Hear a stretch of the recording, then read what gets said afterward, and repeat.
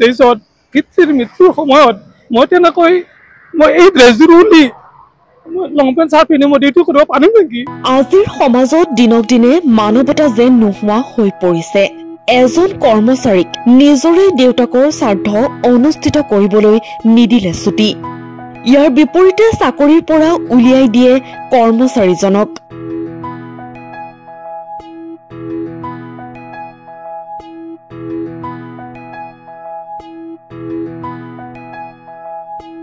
ক্ৰমাৎ বস্তুবাদী হৈ পৰা সমাজত যেন নোহোৱা হৈছে মানৱতা। পুনৰ তাৰে যেন এক উদাহৰণ দেখা গ'ল কামৰূপত। এখন চিকিৎসা প্ৰতিষ্ঠানৰ চিকিৎসকে তেওঁৰে চিকিৎসা প্ৰতিষ্ঠানত কৰ্মৰত কৰ্মচাৰীক নিজৰ দেউতাকৰ শ্ৰাদ্ধ অনুষ্ঠিত কৰিবলৈ নিদিলে ছুটি।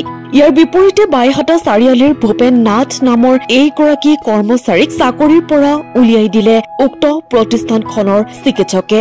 ঘটনাৰ স্থান কামৰূপ জিলাৰ জালুকবাৰীৰ সমীপৰ লংকেশ্বৰৰ Omega eye clinic and research centre নামৰ এখন ক্লিনিকৰ চকু চিকিৎসক ডাক্তৰ ৰুমুল কুমাৰ দাস আৰু ডাক্তৰ প্ৰতিমা ৰয় দাসে সংঘটিত কৰে এই অমানৱীয় কাণ্ড। এই চিকিৎসা কেন্দ্ৰটোত যোৱা বিগত 2015 চনৰ পৰা কৰ্মৰত আছিল ভূপেন নাথ। কিন্তু যোৱা 6 মে তাৰিখত ভূপেন নাথৰ পিতৃৰ মৃত্যু হোৱাত ছুটি বিচাৰি অনুৰোধ কৰিছিল চিকিৎসা প্ৰতিষ্ঠানখনৰ চিকিৎসক ডাক্তৰ প্ৰণীতা ৰয়ক। কিন্তু এই দানৱ ৰূপী চিকিৎসকগৰাকীয়ে সময়তে নিদিলে ছুটি। ভূপেন নাথক ধুতি চুৰিয়া খুলি পেণ্ট চাৰ্ট পৰিধান কৰি কৰ্তব্য সম্পাদন কৰাৰ বাবে নিৰ্দেশ দিয়ে। কিন্তু ভূপেন নাথে তেনেকৈ কাম কৰিব নোৱাৰো বুলি ক'লে। অৱশেষত কৰ্মচাৰীগৰাকীয়ে দেউতাকৰ শ্ৰাদ্ধত নিমন্ত্ৰণ দিবলৈ যাওঁতে ভূপেন নাথক লগে লগে কামৰ পৰা উলিয়াই দিয়ে। এতিয়া কথা হ'ল, এনেবোৰ দানৱৰূপী চিকিৎসকক নাকি লগাব পাৰিবনে ৰাজ্যৰ বিয়াগুম স্বাস্থ্য বিভাগে? লগতে ভূপেন নাথে ন্যায় পাবনে? সম্বাসী ৰাইজক মই এটা অনুৰোধ কৰিব বিচাৰিছো। এই ওমেগা আই ক্লিনিকত মই 2015 চনৰ পৰা কাম কৰি আছিলো। কিন্তু মোৰ দেউতা যোৱা মঙলবাৰে ঢুকালে। দেউতাৰ মৃত্যুৰ সময়ত মই ৰাতিপুৱা 9 বজাত বাইদেউক ক'ব গৈছিলোঁ, বাইদেউ মোৰ দেউতা ঢুকালে, মই ঘৰত যাব লাগিব। কিন্তু বাইদেউ মোক কৈছে, তুমি কেনেকৈ যাবা, তুমি ডিউটি কৰিব লাগিব।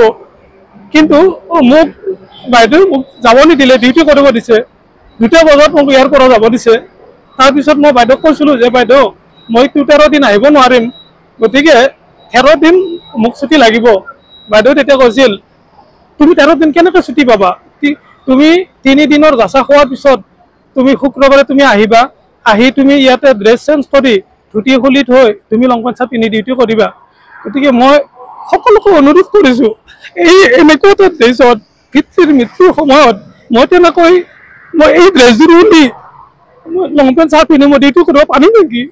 কিন্তু ইমান দিনেৰে ইয়াতে মই কাম কৰিলোঁ, আজিলৈকে ছাৰ বাইদেউ মোক আজিলৈকে খবৰ নল'লে। আজি মই নিমন্ত্ৰণ দিব আহিছিলোঁ দেউতাৰ কাজৰ কাৰণে।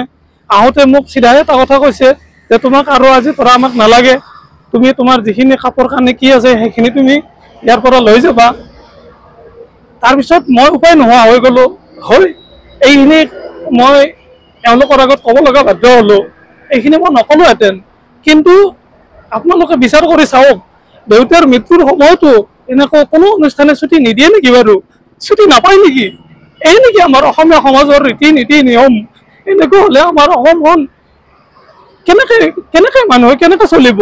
এইখিনি যদি মানৱতা গুণ নাই এজন ডক্তৰৰ, তেখেত চকুৰ ডক্তৰ, আই স্পেচিয়েলিষ্ট ডক্তৰ RK দাস, সকলোৱে শ্ৰদ্ধা কৰে, সকলোৱে চিনি পায়। কিন্তু তেখেতে মোৰ ক্ষেত্ৰত এনেকুৱা কৰিব নালাগিছিল। আপোনালোকে কথাখিনি ভালদৰে বুজি চাব। কিন্তু বাইদেউ এইখিনি কৰিব নালাগিছিল। মোৰ আজি বহুত বেয়া লাগিছে, বহুত দুখ লাগিছে। মই এনেকুৱাকৈ আজি এই মিডিয়াৰ সন্মুখত আহিব লগা হোৱাৰ কাৰণে সঁচাই মোৰ দুখিত, মোৰ বহুত বেয়া লাগিছে। আপোনালোকে মোক মাফ কৰিব। কিন্তু মই কথাখিনি ক'ব লগা বাধ্য হ'লোঁ কাৰণেহে কথাখিনি ক'লোঁ। নিউজ ডেস্ক এনি টক্স।